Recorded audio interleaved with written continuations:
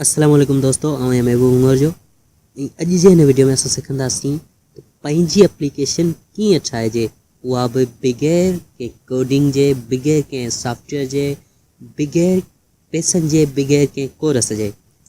त अचो ॾिसूं कीअं ठाहिजे। जी दोस्तों, सभ खां पहिरीं असां वेंदासीं हिकु वेबसाइट ते, जंहिंजो लिंक मूं तव्हांखे डिस्क्रिप्शन में ॾेई छॾियो आहे। ऐं इन वेबसाइट ते वञण खां पोयां ही तव्हांजे साम्हूं आहे इंटरफेस क्रिएट, हिते क्लिक करियो। अच्छा, क्लिक करण सां काफ़ी सारियूं पॉपुलर जेके जो मशहूरु कैटेगरियूं तव्हांजे साम्हूं ईंदियूं, mobile TV store, music, radio player वग़ैरह वग़ैरह काफ़ी सारियूं। ऐं हितां तव्हां पंहिंजी का बि कैटेगरी जेकी तव्हां चाहियो खणी सघो था। मां मीडिया में ईंदुसि ऐं यूट्यूब, सही आहे, यूट्यूब ते क्लिक कयो। अच्छा, हाणे हिनखे रिफ्रेश करिणो पवंदो।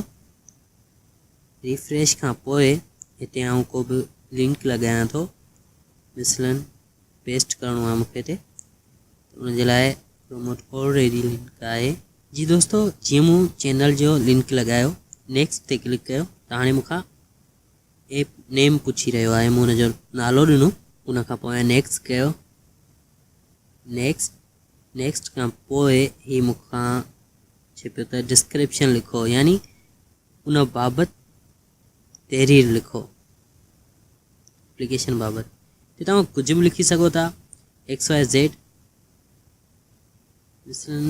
कुझु लिखां थो। अच्छा, मूं लिखियो, उनखां पोइ आइकन तव्हां अपलोड करे सघो था, हितां तव्हां एडिट करे सघो था, काफ़ी सारा ऑप्शन आहिनि। ओके, आइकन अपलोड कयो। बहरहाल हिनखे आइकन पंहिंजो ई छॾियूंसि था, फ़िलहाल इहो टेस्ट जे लाइ आहे। क्रिएट ते क्लिक कयो।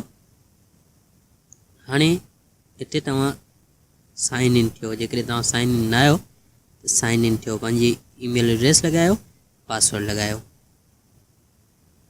साइन इन थियण खां पोयां ही तव्हांखे ईमेल मोकिलींदो तव्हांजी वेबसाइट ते।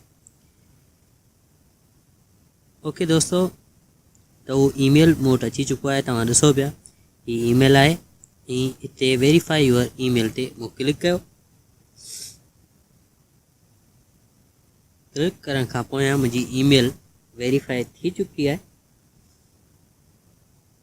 जी, गो टू यूअर डैशबोर्ड ते अची, हाणे तव्हां हिनखे सोशल ते शेयर करणु चाहियो था, सोशल ते शेयर कयो। डाउनलोड करणु चाहियो था, डाउनलोड कयो।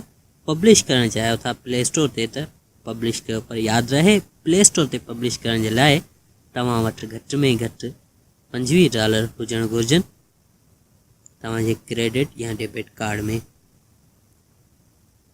जी हा, त पब्लिश करण जे लाइ हिते असांखे कुझु लिखिणो पवंदो, मिसलन एग्री करणी पवंदी।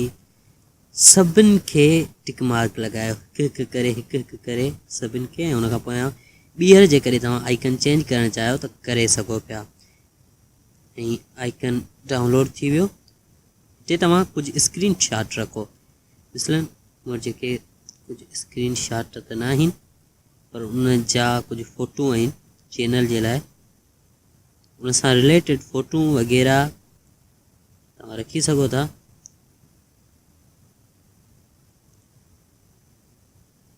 कुझु फ़ोटू आहिनि, कस्टम थामिल आहिनि उन्हनि वीडियोज़ जा।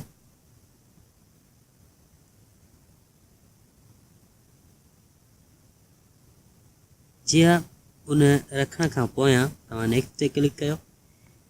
बहरहाल हीउ जेको कुझु हिकु हिकु करे तव्हांखे एॾो ॾुखियो न आहे पब्लिश करणु, तव्हां करे सघो था। पर मूंखे सिंपल ही डाउनलोड करिणो आहे, त उन जे लाइ